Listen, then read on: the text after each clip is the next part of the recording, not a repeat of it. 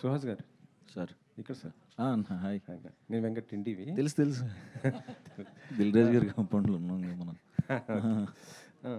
సుహాస్ అంటే story based అలాంటివి select చేసుకుంటుంటాడు. So Obama అయోరామా ఈ ఈ సినిమా సెలెక్ట్ చేసుకోవడానికి కారణం ఏంటి అసలుకి? స్టోరీ ఇందులో కూడా చాలా బాగుంటుంది సార్. ముఖ్యంగా సెకండ్ హాఫ్లో వచ్చే ఒక సీక్వెన్స్ నాకు చాలా ఇష్టం. So and first time Ram కాము, అన్ని ఎలిమెంట్స్ బాగా నచ్చి ఒప్పుకున్నాను.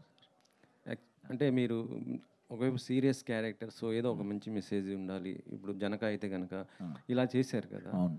ఇందులో కూడా అలాంటిది ఏదైనా ఒక మెసేజ్ ఉంటుంది. టైటిల్ చూస్తున్న ఒక ఫన్ టైటిల్ ఓబామా అయోరామా అంటే ఇది ఉంది.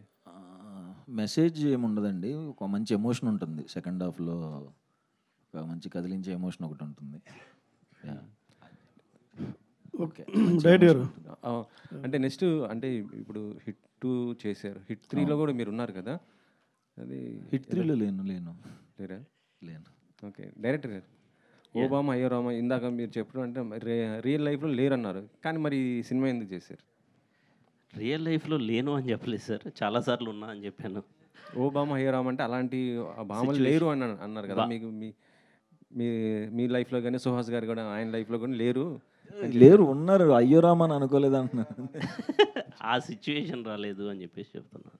Okay okay. Most of the ఇప్పుడు ఈ టీజర్ చూస్తే హీరోని ఆడుకునే టైప్లో ఉంది. అవును. ఆమె సమస్యలోంచి బయటపడడానికి ఈయన పావులాగా అనిపించింది.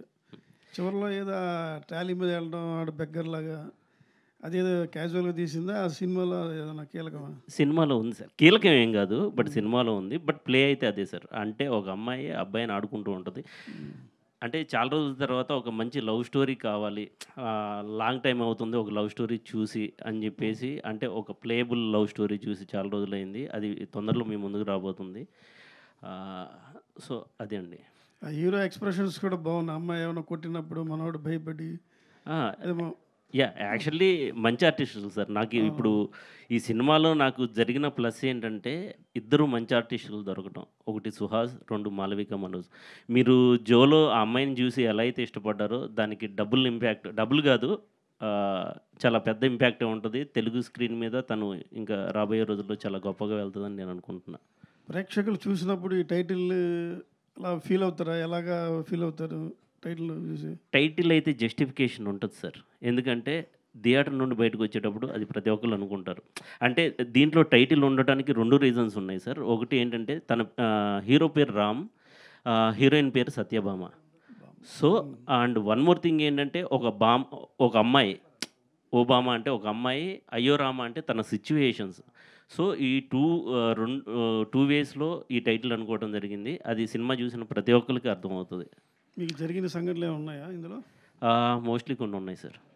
ఓకే సుహాస్ గారు, ఇక్కడ మీ సెలక్షన్ అనేది అసలు పేరు పెడతాకలేదు. Every cinema the best selection అనేది మీ కథలో ఎంపిక ఉంటుంది. బట్ వాటి ఎగ్జిక్యూషన్ విషయంలో కాస్త డిసప్పాయింట్మెంట్. సో ఏంటంటే అంటే ఇవన్నీ చూసిన తర్వాత ఏమి అనలైజ్ చేసుకుంటే మీకు ఏమనిపిస్తుంది? లాస్ట్ ఇయర్ అంటే అంబాజీపేట వరకు అది హిట్ అయిన తర్వాత ఇమీడియట్గా ప్రసన్నోదనం వచ్చింది. గ్యాప్ లేకుండా వచ్చింది. అదొకటి చూసిన వాళ్ళందరూ బాగుందంటున్నారు. బాక్స్ ఆఫీస్లో ఏమో వర్కౌట్లా. అండ్ జనకైతే కనుక మేము చాలా ఎక్స్పెక్టేషన్స్ పెట్టుకుని డిస్ట్రిబ్యూషన్ తీసుకున్నాను. ఫస్ట్ 2 days అంతా చాలా మంచిగా ఉంది, ఇంకా మంచిగా వెళ్తుంది అలాగే అనుకున్నాను. మరి ఎక్కడ ఏమవుతుందో నేను అందరితో, మా ఫ్రెండ్స్ అందరితో కూర్చుని అదే దాంట్లో ఉన్నాను. బట్ ఏమో అంటే ఎప్పుడు కథ కోసమే దీన్ని న్యాయం చేయాలి అనుకున్నాను. రిజల్ట్ కూడా వస్తుంది అని అనుకున్నాను. బాగుందంటున్నారు, ఎందుకో వర్క్ అవ్వలేదు. సో మరి అది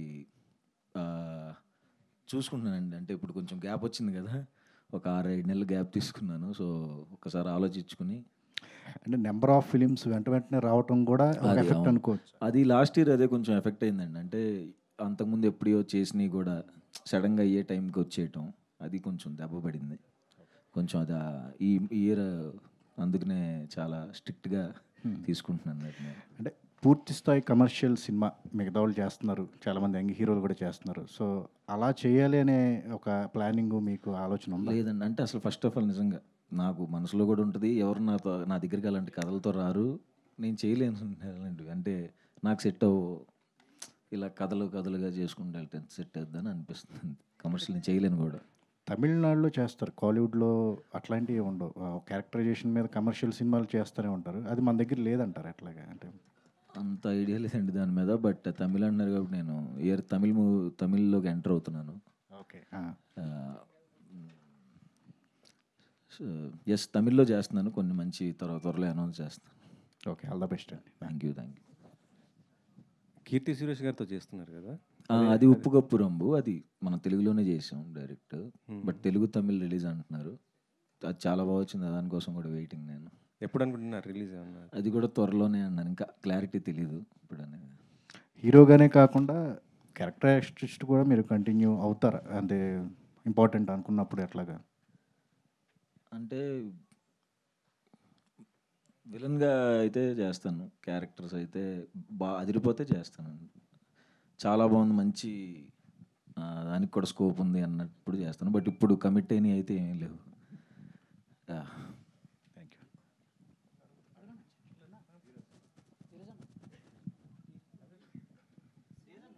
డైరెక్టర్ గారు యా, చెప్పండి సార్. టీజర్ చాలా ప్రామిసింగ్ అనిపించిందండి. చాలా ఎంటర్టైనింగ్ వేలో ఉంటుందని అయితే అర్థమైంది. Thank you so much sir. So అంటే సుహాస్ గారికి మీరు హిట్ టూ టైంలో చెప్పారన్నారు కదా స్టోరీ. యా. సో ఆయనే మీ ఫస్ట్ చాయిస్ సార్, లేకపోతే వేరే యాక్టర్స్ అనుకున్నారా? లైక్ లేదు సార్, నేను ఇండస్ట్రీకి వచ్చిన తర్వాత అంటే చాలా సినిమాలు మారుతి గారి దగ్గర 5 మూవీస్ అసోసియేట్గా చేస్తున్నాను. దాని తర్వాత శైలేష్ గారి దగ్గర 3 మూవీస్ చేశాను. బట్ నేను ఒక నేరేషన్ ఫస్ట్ టైం ఇచ్చింది సుహాస్కి అండి. ఫస్ట్ టైం అది ఓకే అయింది. So all the best sir. Thank you so much అండి. సుహాస్ గారు సార్, అంటే ఆయన ఇందాక మీరు అన్నారు కదా ఒక లవ్ స్టోరీ అనేది మనకి కొత్త జోనర్, నేను చాలా కంఫర్టబుల్ జోనర్ కాదన్నారు. ఆయన నెరేట్ చేసినప్పుడు ఓకే చేయాలా లేదా అని చెప్పేసి ఆలోచించారా సార్? లేదా నేను హిట్ 2లో దాన్ని ఏమంటారన్నా కోసేది ఇలా తిరుగుతూ ఉంటుంది మిషన్. దాన్ని పెట్టి అమ్మ తలలో కోస్తున్నప్పుడు స్టోరీ చెప్పాలి డార్లింగ్ అన్నాడు. రక్తంతో ఉన్నప్పుడు చెప్పాడు స్టోరీ. నేను ఆ జోన్లో ఉన్నాను, ఆ టైంలో చెప్పాడు. బట్ నాకు ఇందులో అంటే రామ్ కామ్ లవ్ స్టోరీ కాకుండా నాకు నచ్చిన మంచి ఎలిమెంట్ ఒకటి ఉంది సినిమాలో. సెకండ్ హాఫ్లో ఒక 20 minutes ఉంటుంది. దానికి నాకు చాలా బాగా కనెక్ట్ అయ్యి, అంటే అదిరిపోయింది అనిపించింది. అక్కడ బాగా కనెక్ట్ అయ్యి, మిగతాది అందరూ ఎంజాయ్ చేస్తారు. ఆల్ ద బెస్ట్ అండి. Thank you. సుహాస్ గారు సార్, అంటే సుహాస్ గారు అంటే ఖచ్చితంగా ఏదైనా కొత్త కాన్సెప్ట్ ఉంటేనే సినిమాను ఒప్పుకుంటారని ఒక ఉంది ప్రేక్షకుల్లో మీకు ఒక ఇమేజ్. ఈ సినిమా కథ చెప్తున్నప్పుడు మీరు ఏ పాయింట్ వద్ద లాక్ అయ్యారు? అంటే ఎక్కడ కొత్తగా అనిపించింది ఈ రామ్ కామ్లో? మీకు ఎక్కడ కొత్తదనం అనిపించింది? అసలు రామ్ కామ్ నాకు ఎందుకు అనుకున్నాడో నాకు అర్థం కాలేదు. కానీ రామ్ కామ్ అంటే స్టోరీ వింటున్నప్పుడు నేను ఎంజాయ్ చేస్తూ వెళ్ళాను సార్. మధ్యలో స్టోరీకి ఎప్పుడైతే ఎంటర్ అవుతారో నాకు సంబంధించి సినిమాలు, నా క్యారెక్టర్కి సంబంధించిన బ్యాక్ స్టోరీస్, తన లైఫ్లో జరిగేది, అవన్నీ చాలా బాగా కనెక్ట్ అయ్యాను. అది ఎంజాయ్ చేస్తారని అనుకుంటున్నాను ఆడియన్స్. సార్ ప్రొడ్యూసర్ గారు,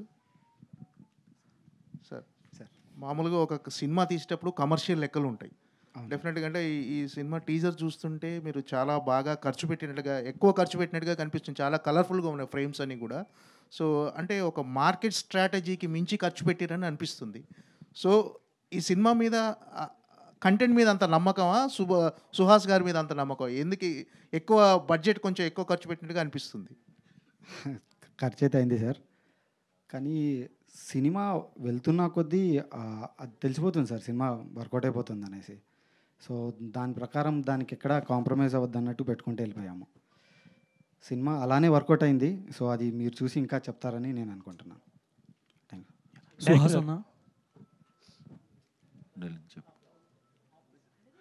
నేను మధ్యలో కూడా మన ప్రొడ్యూసర్ గారిని, హరీష్ గారిని పక్కకు పిలిచి, అది ఏంటి సెట్ అంతా కొంచెం గట్టిగా ఉన్నట్టు ఉంది, నాకు భయం వేస్తుంది కొంచెం అని ప్రతిరోజు పక్కకు తీసుకెళ్ళేవాడిని. బాగా వస్తుంది కదా అని చెప్పి బాగా సపోర్ట్ చేశారు. థ్యాంక్ యూ అండి. డైరెక్టర్ గారు Yes, sir. యాక్చువల్లీ ఇప్పుడు మ్యూజిక్ డైరెక్టర్ రతన్ కదా. Yeah. యా అంటే గతంలో అంటే కొంచెం వర్క్స్ రిలేటెడ్ చాలామంది రతన్ గారి గురించి మాట్లాడారు. సో మీకు ఈ సినిమా పరంగా ఎలా సపోర్టివ్ ఉన్నారు ఆయన మ్యూజిక్ డైరెక్టర్?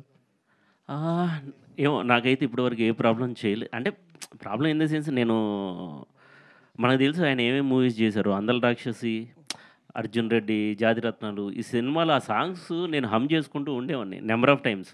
అలాంటిది నేను ఒక బ్యూటిఫుల్ లవ్ స్టోరీ, ఒక లవ్ స్టోరీ చేస్తున్నప్పుడు నాకు మంచి కమర్షియల్ మ్యూజిక్ డైరెక్టర్ కావాలి. సో ఆలోచిస్తున్నప్పుడు రతన్ గారికి ఎందుకు వెళ్ళకూడదు అని చెప్పేసి నేను స్ట్రైట్ అవే వెళ్ళి కూర్చొని మాట్లాడా. ఆయన చాలా సింపుల్గా చాలా బాగున్నారు. అండ్ నాకు షూట్కి ముందే నాకు 6 సాంగ్స్ ఇచ్చేసారండి. నాకైతే ఎటువంటి ప్రాబ్లం అనిపించదు. చాలా కూల్గా నార్మల్గానే ఉన్నారు.